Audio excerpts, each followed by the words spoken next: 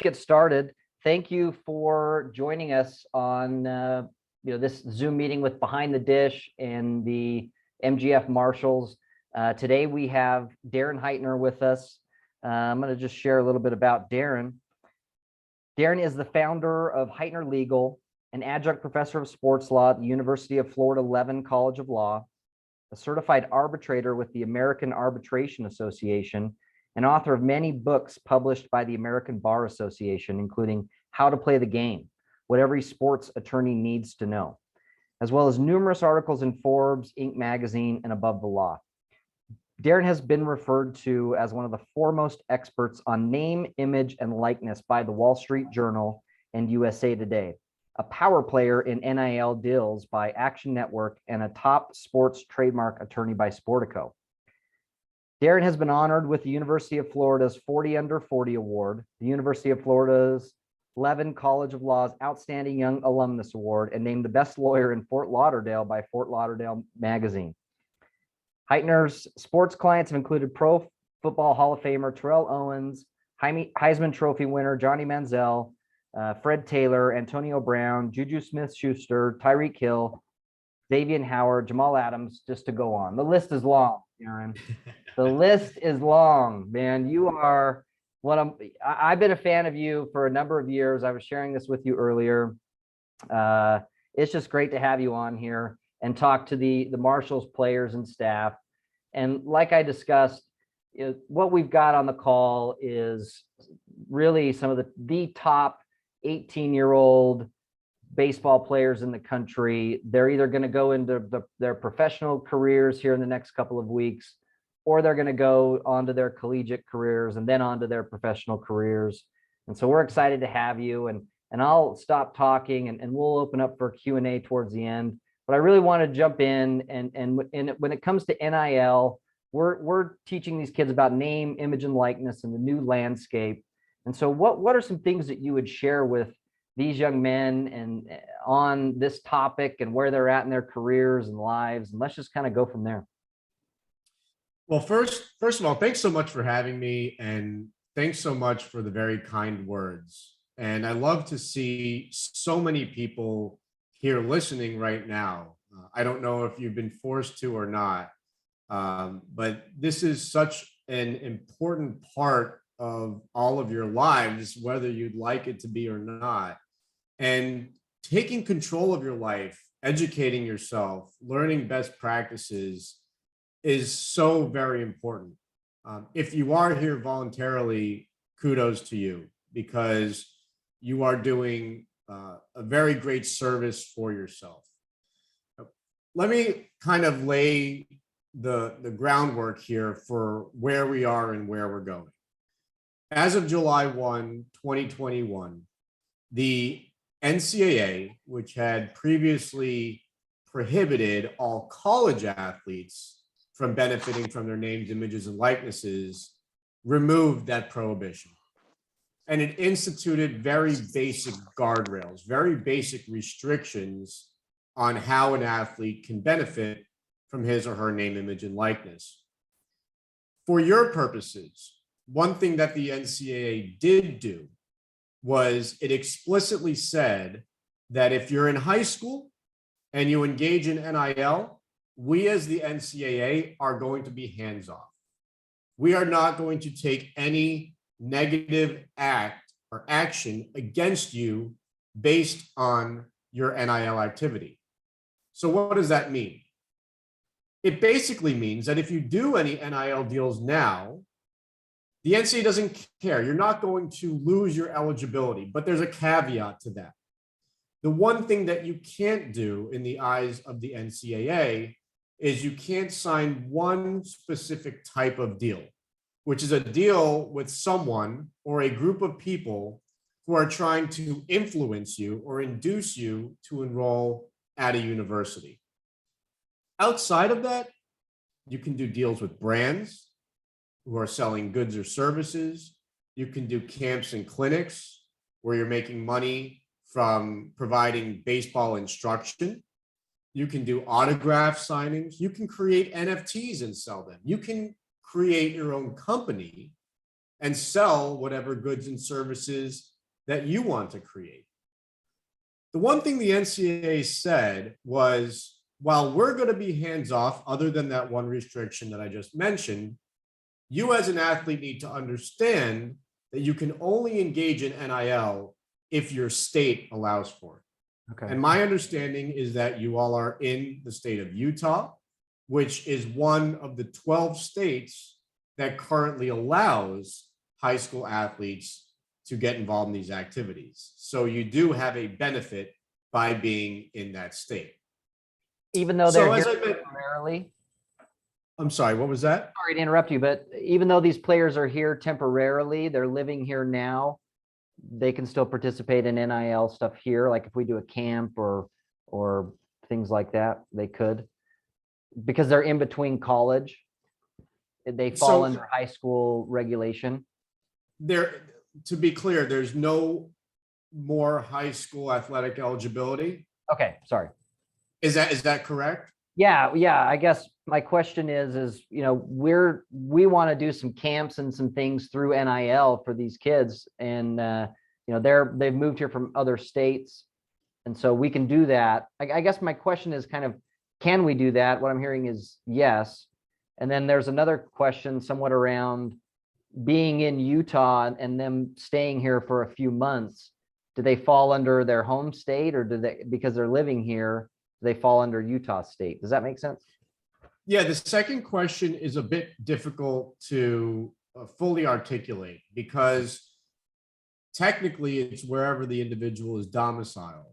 So if the athlete is in Utah temporarily and intends to go back to his home state, there could be an argument made that the home state's laws control. But I have a question related to your first question, which is, do any of the athletes intend to play high school baseball going forward? No. Yeah.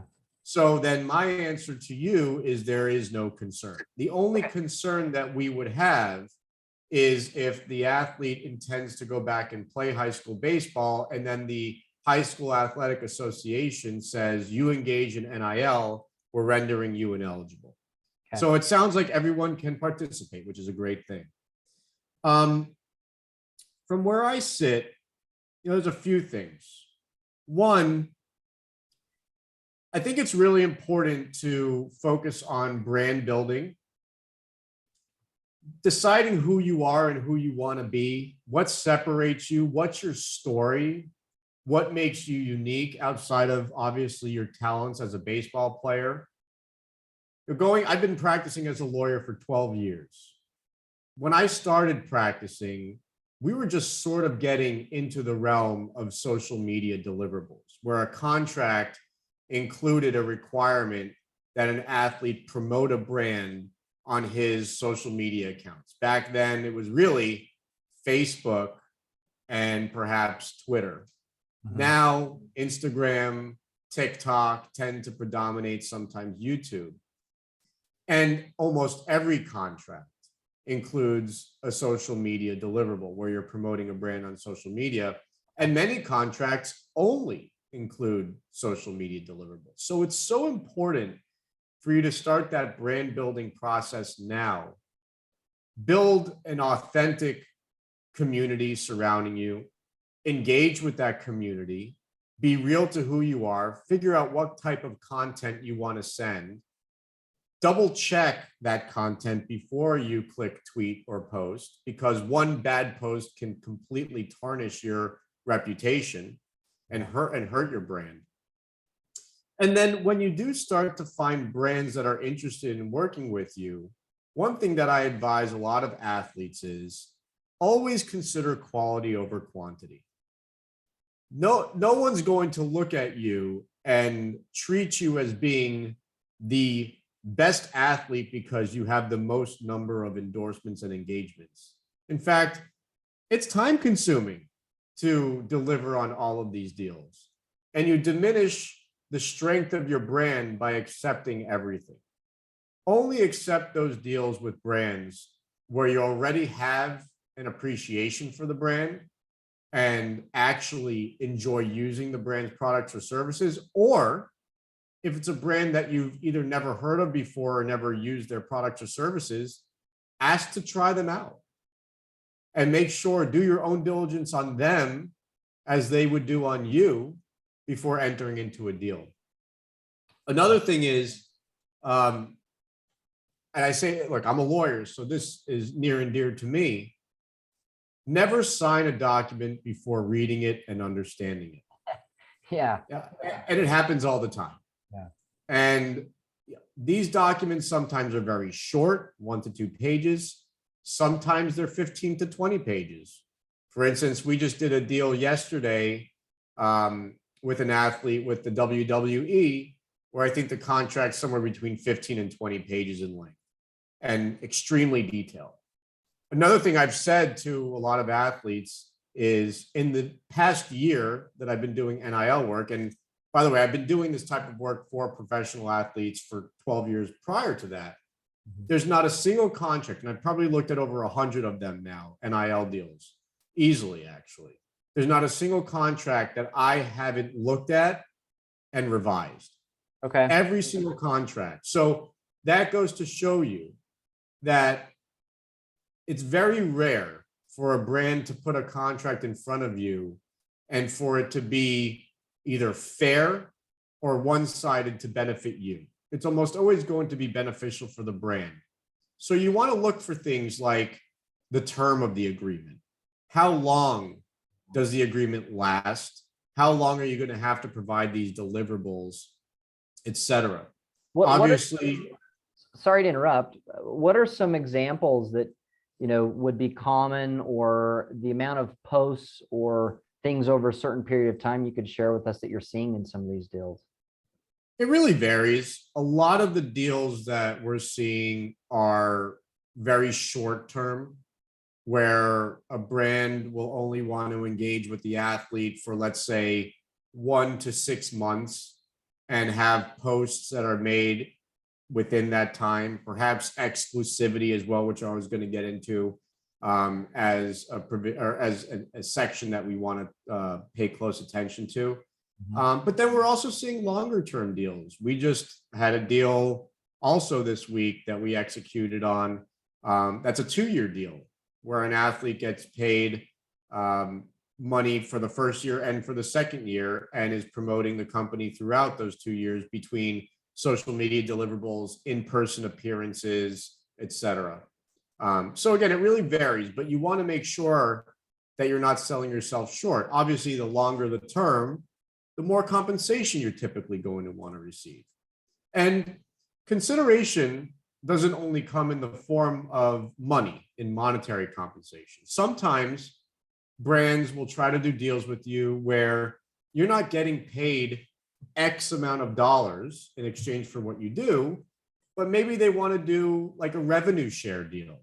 Okay. Where you're getting a percentage of the sales that you can attribute to you. So sometimes that's like a referral code or something along those lines. Yeah. So that is actually coming up quite a bit, as we're seeing as some type of an affiliate deal where, look, if you sell this pitching machine that costs $25,000, we'll pay you $2,500 or 10% revenue share. My question around that is, one is, I guess you've cleared up, yes, we can do that, or yes, players can do those deals.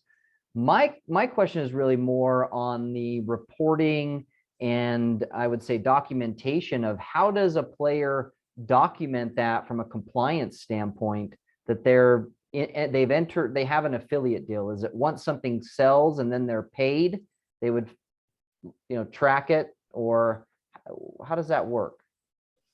Well, I don't think that there's any, when you're right now in that gap between being playing in high school and being enrolled in college, I don't think that unless there's something specific in your state, there's no compliance obligation where you're submitting the contract to some third party. Okay. But I think also what you may be concerned about is auditing. And this is typically a provision in the contract where, if you're in that type of relationship with a company, and this does happen, there's sometimes issues where there's a lack of reporting, and you don't know how much you're really entitled to and how many sales are really attributable to what you did. Yeah. That's where like a unique referral code can help. But that's another section within these agreements when we're talking about that revenue share that's really important, which is the accounting, auditing, reporting type of section. I mean, you want to be able to have access at least once a year to look under the hood to see their reporting, their accounting, and make sure that everything lines up. And Yeah. if not, you want them to pay for that. So guys, what Darren is talking about is you could do an affiliate deal with Wilson for baseball gloves or, you know, any company, and they give you a promo code and you start pushing out that promo code, and you really get no reporting back essentially if that promo code sold anything. There's no, I mean, unless they have a really, you know, advanced affiliate type software. That's what that's what you're referring to, Darren, is it's kind of, there's not really a check and balance, or you have to be your own check and balance in that type of a scenario. Yeah, I mean, that's the agreement. The agreement is the check and balance. The agreement is what gives you the rights to basically transparency, to see what is occurring. Otherwise, without having an agreement that specifies your right, you're basically putting your trust in the company to do what's right. And if you think that the company's lying, you would have to sue the company, and you'd be doing so in the dark because you wouldn't know whether or not you have a strong leg to stand on. So again, where these contracts are important. The third type of agreement that we see, and sometimes it's a hybrid. Sometimes it's part compensation, part revenue share, and then even part this third component, which is equity. There are brands that are willing to equity. So some of these kids, 18, what is equity? How would you define it? I was just about to get into that. Okay, sorry. No problem. So there are brands that may be willing to not only pay you outright or give you a share of the revenue that you are directly attributable for, but also give you an actual piece of the company. So think about Body Armor, the competitor to Gatorade, the sports hydration drink. Well, it recently sold to Coca-Cola. Anyone who had equity, who had ownership in Body Armor, and by the way, there were quite a few athletes who had equity in that company, on that sale, they could either convert, change their equity, their ownership of Body Armor into Coca-Cola shares, which are obviously valuable, or receive the money from that sale. And Coca-Cola is paying a premium. They're paying more than really what Body Armor is worth at that point in time. So having equity entitles you to make money when the company sells or when the company does regular distributions of profit to owners of the company, to equity holders. So it's a longer game typically, and you're not going to see money right away from it. Whereas in a contract for monetary compensation for money, it'll say in a month you get X, in 2 months you get Y, et cetera. That's not what these equity deals are. The equity deals are you have X% of the company, and then whenever there's regular distributions of profits, you get that percentage on the full amount that's being distributed. Okay, so that's amazing that it's wide open as far as from a business perspective and of what you can do. One of the questions I have is, and that I think fits the group really well, is a lot of these players are going to be entering into their college, careers here in August, and some of the new regulations that have come out in the past, I think year or this year, have talked about or made it so that, well, a few things here. Number one, universities are starting to develop programs for NIL. And are you seeing, deals come from the university level, like a Built Bar type deal, and then it trickles down to the players? Are you seeing more players do individual deals? Is it just a broad mix of everything? I think would be good to understand. And the other thing I wanted to highlight, I guess, from the beginning of this question was that, do these players have to work with their universities when it comes to NIL deals? Okay. Well, let me take the first question first. Couple in there. Yeah, no. I'll do my best to remember them. I typically got them. focus on. Yeah. So the answer is it is a mix. We are seeing more school-wide deals like the Built Bar deal that you discussed with BYU. But I'm not sure, so we're seeing companies come in and try to do what's called group licensing deals, where a brand will say, we will do a deal with every single baseball player at this university. They will all receive the same amount of compensation, whether it be, again, that guaranteed money or a revenue share on sales. And it's opt-in. So as a player, you don't have to do it. You have the choice to opt in. Where we're seeing that more is like jersey sales, where schools will sell the jerseys with the player's name on the back and so on and so forth. Okay. And players will get a percentage of that. If there's ever these college football, baseball, basketball games that come back, then that will be another one of those types of circumstances where the players will share in a split based on the entire pool of money that comes in. But certainly what we've seen predominate this industry, and that I think we'll continue to see predominate, is just individual deal making. Athletes have the capacity on their own to reach out to brands and vice versa. Many of the more prominent athletes are even hiring representation, which is allowed. Athletes can hire agents to go out there and find deals and also negotiate deals for them. And so we're seeing more and more of that as well. I think, again, it all depends on brand strategy also. Some brands, their strategy is, let's get as many people as possible endorsing our product. We don't care who they are. We don't care if they like our product. We just want the word out. And there are brands out there like that. But again, the vast majority of them are trying to do their own diligence on the athletes and figure out who are the best fits. Your second question. I don't remember it. Oh, no. See, I knew that was going to happen. The second question was, it was around, once the players enter their universities, will they have to work with the universities to do name, image, and likeness deals, or they can, there's been some changes around NCAA, I guess, guidelines there. So the NCAA rule on that is that you have to do whatever your state law, if you have a state law on NIL, and your school policy requires. Okay. And in any state that has an NIL law, from what I've seen, there is a disclosure requirement. It varies by state law, and then it also varies by school policy. But every school policy that I've seen also requires disclosure. And what do you mean by disclosure?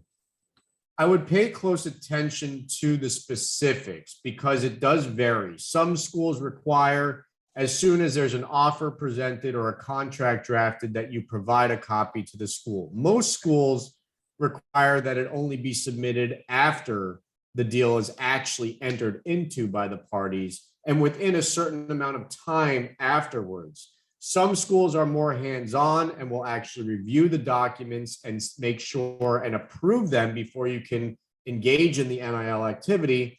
Most schools are just doing it for documentation purposes and are not actively getting involved. But it does vary school by school. So depending on where you decide to go to school, one, you'll want to look at the state law, which I'd be happy to provide to you. It's very easy to find. And then two, the school policy, which the school is going to be very happy to provide to you as well. Okay, great. Thanks so much. What So you mentioned branding. We've covered a number of things. Exclusivity was a topic. Did we come back to that as far as what does that mean as far as exclusivity? That was something important. Sure. Yeah, these are, so you really want to be cautious of whether an agreement that you sign includes exclusivity or non-exclusivity. And that's with a brand or with representation. Many agents will want or require that if they're going to work with you, they want to be exclusive with you so that you're not working with other agents at the same time. Also, when you're looking at these representation agreements, check to see whether, if they are exclusive with you, and let's say you find a deal on your own without the help of that representative, do you still have to pay that representative a percentage on that deal? You want to look out for that in that type of contract. With brands, it is very common. Let's go back to the body armor example because it's top of mind, right? So it would be common for body armor. Let's say they sign you to a 6-month deal. It would be common for body armor to say during those 6 months, and perhaps for a grace period, for a window after those 6 months, that you can't do any deals, any promotion, any marketing activity for what they call a competitor brand. Sometimes these agreements will specify some of the competitors. Other times it'll just be broad, like sports drinks or beverages in general. You want to try to narrow it as much as possible so you can do other types of deals. Beverages in general, I would argue, is not fair, because what if you want to do a deal with a coffee company? Well, they're not in competition. But Body Armor may list out Gatorade, Powerade, and other types of competitor brands that you can't represent while you're representing them, which makes perfect sense. Great. So I think what I'm hearing as a common theme is the agreement and what you're being asked to sign. You need to read it. You need to understand it, or find someone that does. As these deals are coming up, or as players are getting introduced to companies, when would I say, okay, I need an attorney, or I need somebody's help with this. I reached out to this company on my own. I've got 1,500 followers or 2,000 followers, which is a small audience, but they're all baseball people and fans of me. And this company is starting to engage. I guess, how do I know, like, okay, I should probably get some help with this? Or what are there red flags or things that, is that kind of a clear? Yeah. So if you're doing, let's say, a deal with a brand, more often than not, the brand is going to have either a template that it's used before, or it's going to be creating a new contract that it sends to you. It's very rare, very, very rare that the brand is going to say to you, draft up the document. Okay. For many reasons. One, you're an athlete. They don't know that you're necessarily going to hire legal counsel. And to ask you to draft a contract, a legally binding contract, is ludicrous. Right. But more importantly, the biggest reason is because they want to control it. As I mentioned before, they want it to be at least somewhat one-sided and benefiting them. So expect that they're going to send you something. I would say at that point in time, when the brand is so serious about doing a deal with you, that they send you a term sheet or a letter of intent or a memorandum of understanding or the actual long form contract, at that point in time, it's smart to go to a lawyer, especially if you don't have an agent who's representing you. A lot of my clients are actually agents who would send me the contracts before even sending them to you. But many athletes that I work with don't work with agents, or found the deal on their own and would just rather send them to me as well. At the end of the day, it's very smart to have a lawyer look over the contract, even if it's to skim it and make sure there's no red flags. One of the biggest things that I've been looking for in these deals is a section that's commonly referred to as a grant of rights. So beyond the obligation that you may have to send out tweets, to send out Instagram posts, send out TikToks, oftentimes the brand also wants you to grant them the right to use your name, image, and likeness, how they see fit. Well, we want to make sure that we're not giving them such expansive rights that you're not benefiting from it or you're giving up too much. So you want to look for terms like irrevocable, perpetual, permanent, these types of things, because if it's irrevocable, that just means you can't revoke it, that you can't take away the right that you granted to them. That's always a red flag to me. If it's permanent, why are we giving them the right to use our name, image, and likeness in permanence, even after the term that we talked about before of the contract expires? So you want to look for those types of things, but you also want to make sure that you have some control, what we commonly call as quality control, over how they're going to be using your name, image, and likeness as well. Typically one of the more complex provisions in a contract, so something that we're always going to want to look for and oftentimes negotiate. Okay, great. Thank you. We've got a question from Weber Nils. What would be a good outline message or an email or a way to reach out to companies? You know, if for that's another question that came in also from Drew Birkland is, you know, what's the best way to build a brand right now? And I think you touched on this a little bit. And I think it may be, you know, you've got a great brand yourself. You've done it. You know, what are some things you see other athletes doing? If we could maybe share on that, I think that would be really valuable for these guys. Understanding your audience is super important. If you don't have an audience yet, spending the time to strategize and figure out who you want your audience to be. I went to the University of Florida.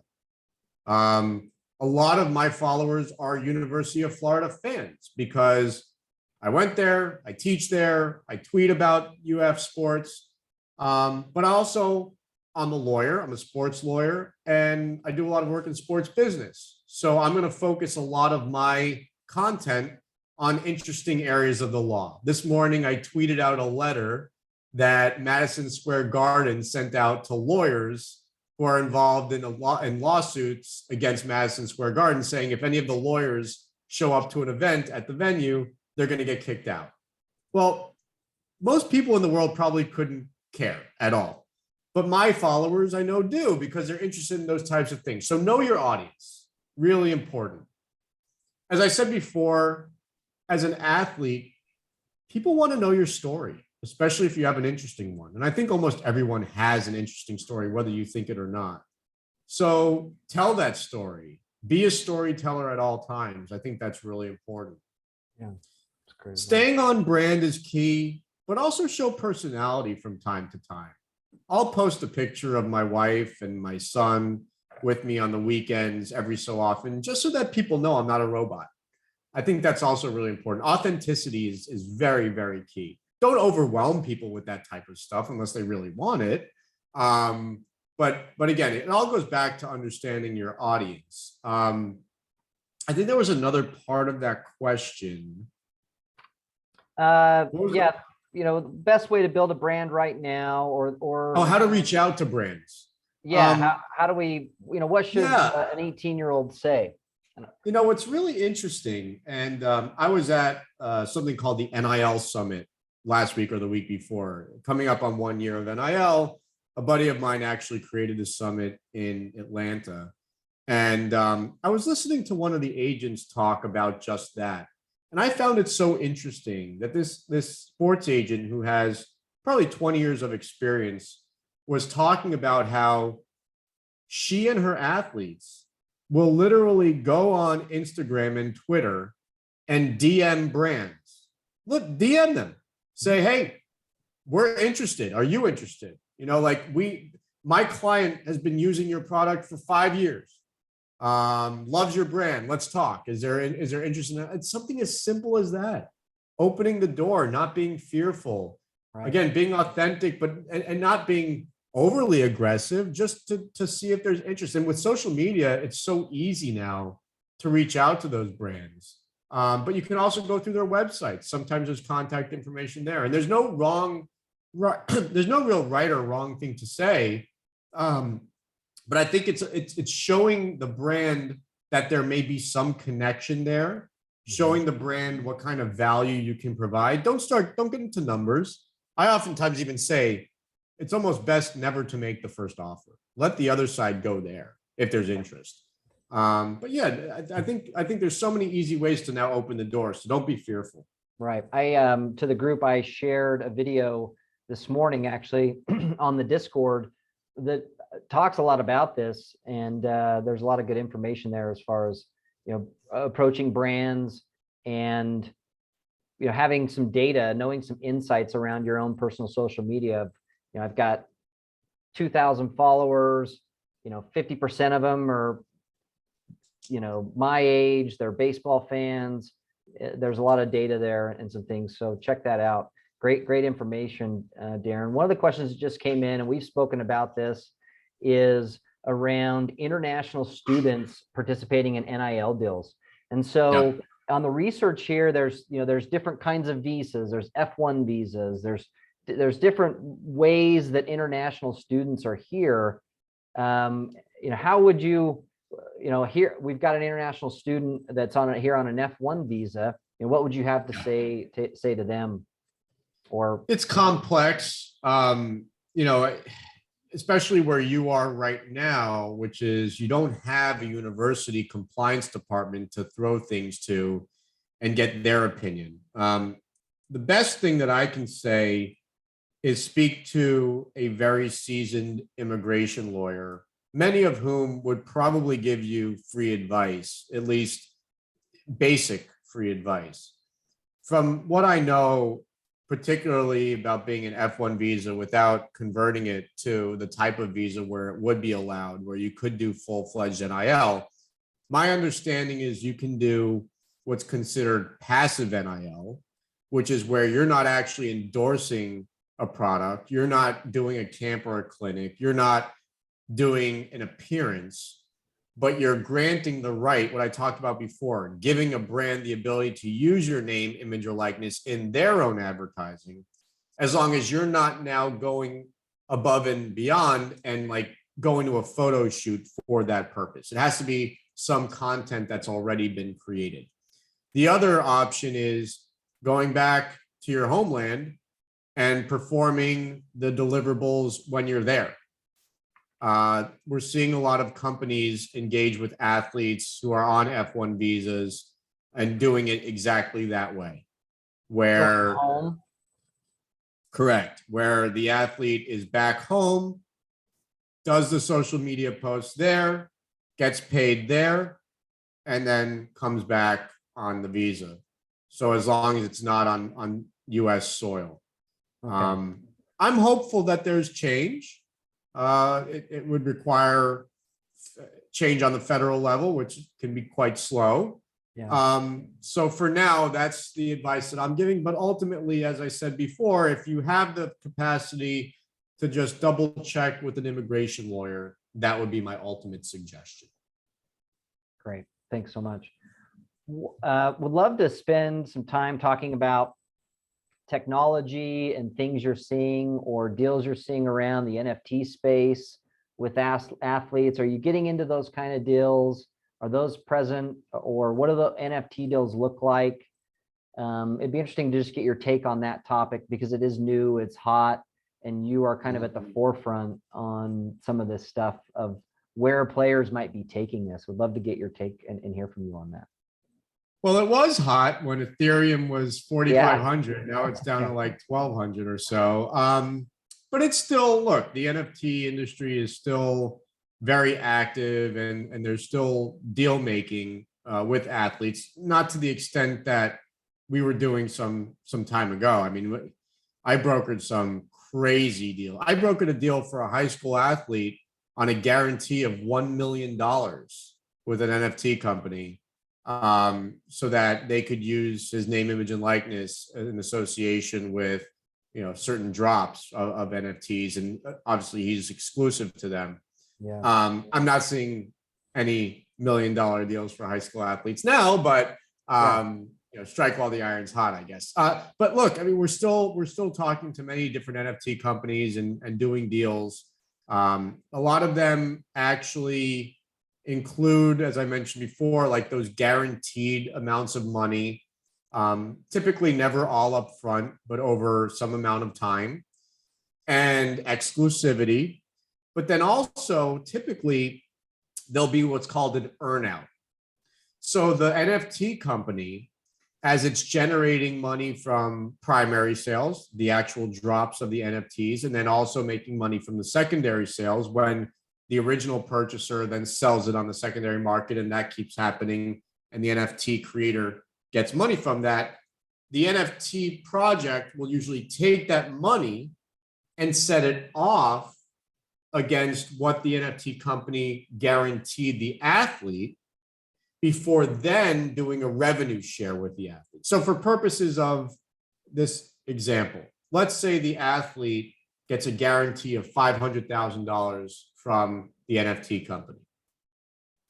Typically, the NFT company will have to show that it's earned $500,000 on its sales of the NFTs before then also sharing in the revenue that it's receiving. So after 500,000, usually there's a revenue share, a split with the NFT company and the athlete. So the athlete can actually make more than $500,000. So we're seeing a lot of those types of deals in the NFT space.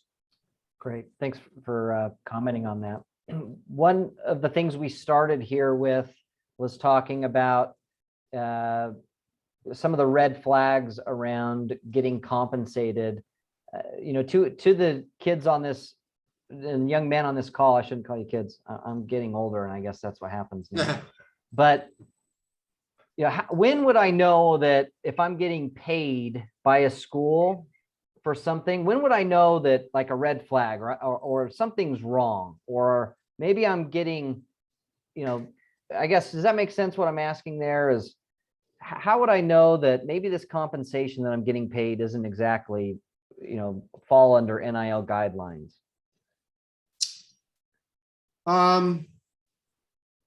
Well, you're saying from an inducement perspective? Yeah. So, I mean, how would I know I'm being induced would probably be a more clear question, I guess, what would an example of that be? I mean, these guys have already committed to schools, so it's kind of past that point. Well, commitments can change, right? Okay. Okay. Yeah, that's a big topic right now. Guys are leaving schools. Commitments can change, and then even when you're enrolled, now there's something called the transfer portal. So you can, shift after you've committed, and even enrolled. It's simple. If compensation is offered to you only if, or based on, if it comes up in the conversation that, hey, we really want you to go to Tennessee. Yeah. We're offering you this amount of money because we want you to go to Tennessee, and we expect you to go to Tennessee if you take this money. That's the red flag. Right? Okay. If it just so happens that a burger joint that's owned or partially owned by a supporter of Tennessee wants to do a deal with you, and your enrollment at Tennessee doesn't come up, that's fine. Are universities saying, to students, or is it ethical for a university to say, we've got this NIL program, we've got a team here that can help get you, help you put together deals? Or, I mean, is that inducing if they're using that? It's not, but it very much varies state by state right now. In some states, schools can't do what's called causing compensation, which is what you described. Like Florida right now, that's not allowed. But in other states, without NIL laws, that is perfectly allowable. So it really, again, varies depending on the state in which you're enrolling at a university. Do you think that, so do you think that more and more states will adopt policy, and where do you see changes legally having to change over the next 2 to 3 years? There's got to be some. That's where the biggest change is right now. A state like Alabama completely repealed its NIL law because it believed that it was at a disadvantage as compared to states without any NIL law, because the NCAA has such basic restrictions.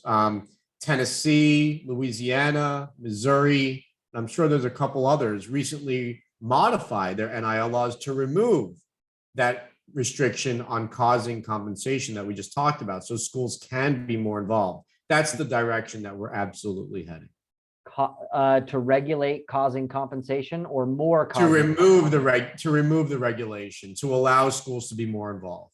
Okay, so that's what I've noticed as I've read through a lot of, the taking action site, different things, is that, it's really to benefit, the NIL is to benefit the athlete and to help them, capitalize while they can in their lives, as, and where they're at while they've got a jersey on. And states, would you say it's fair to say states are almost inserting themselves a little bit to protect the athletes from NCAA? I'm seeing some things there as far as what NCAA can and can't regulate inside of the state.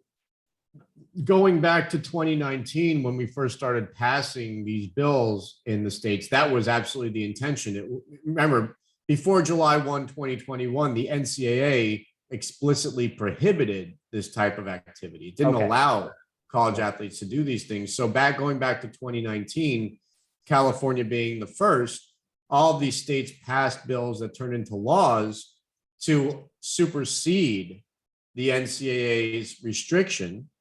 And then also to tell the NCAA, if you interfere, it will be a violation of our law. Schools, you cannot listen to the NCAA.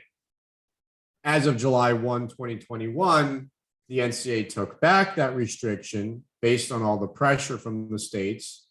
And now states are saying, well, maybe we should just either remove our laws altogether or peel them back, because our laws are now more restrictive than the NCAA. Amazing. It's such a big change in landscape. It's really exciting. I want to open it up. If anybody has any questions they'd like to ask Darren directly, if you want to unmute your mic, you can feel free to do that. And then we'll wrap up if there's not really any other questions here shortly, with maybe just one or two final questions. But feel free to unmute if you have any questions. Caden? Yeah, I just got a quick question for you, Darren. So obviously, like, when you have a bigger name for yourself, like on social media, you're going to be like more attracted to brands. How do you suggest for us to like build our social media and like gain following and stuff like that, so that we are like more perceptive to like the companies that we want to reach out to? Yeah, again, I think it's having a strategy and creating content that, figure out who your audience is or who you want it to be, and then create content toward that particular type of audience. And it's not just creating your own original content. I think initially, when you're really trying to build up your brand and your following, it also helps to engage with others who have major followings, because there's a lot of eyeballs on their content as well. And if you provide an interesting back and forth and add value to the content that they're already creating, you'll oftentimes find that people are seeing you and your content, and maybe starting to follow you as well. And it becomes a sort of snowball effect, because as more people are following you, sharing your content through retweets, etc., that's just the formula to building up a strong following. So again, it's figuring out who your audience is or what you want that audience to be, creating content toward that audience. And then again, I think before you have that big audience, interacting, I guess, with similarly situated people who you look up to or in the same industry as you, and creating an interesting dialogue so that people become aware of you. Great. Thanks, Darren. Okay. Yeah, no, that's awesome. Thank you. And then I did have just one more question. when reaching out to brands, I know you said that there's 3 different types of deals you can make in the contract. A deal where you're getting paid to post for that company, is there like how do you tell the difference in the contract between that or hey, here's a referral code and you're going to get commission based off, anyone that uses the code? Like, how do you tell the difference between that in the contracts? And is there a way of specifying when reaching out to brands, like the words that you use to be kind of lean towards, I want to get paid for the posts that I'm making for you guys in return for money? Yeah, the key words I would say is guaranteed payment. That would be the money that you're going to get for doing the post. Revenue share, that would be where you're getting a piece of whatever the company generates. And equity, that would be where you're getting ownership. So those are the 3 buckets. And then you'll always, in every contract, there's always a section on compensation. That's exactly where something like this would be described. Great question. Thanks, Caden. Any other questions? If you have them, feel free to ask. And then if not, we'll wrap up. Great. Well, okay.